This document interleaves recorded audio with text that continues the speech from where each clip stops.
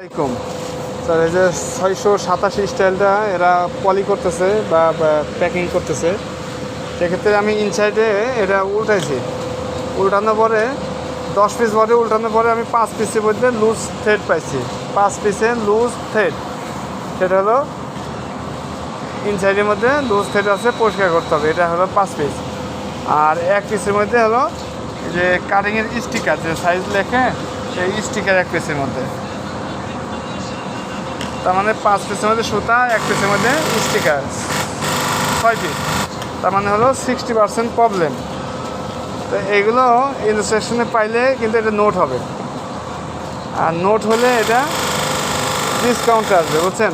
মাল ভালো করতেছেন, বাট এগুলো পাইলে এগুলো নোট হবে। আমি বারবারই বলতেছি, এটা প্রথম সুইং ইন লাইনের পরে বলছি যে এগুলো পরিষ্কার করতে হবে, এগুলো কিন্তু নোট হবে। কারণ কি এখনকার সময় নোট হলে বায়ার ডিসকাউন্ট দিচ্ছে, কিন্তু ওনারা কথা শুনতেছে না, এইভাবে ওনারা প্যাক করতেছে।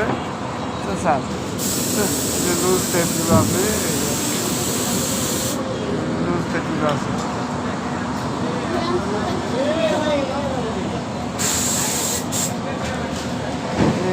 গুরুত্ব দিচ্ছে কিনা জানি না, কিন্তু আমি পাচ্ছি স্যার।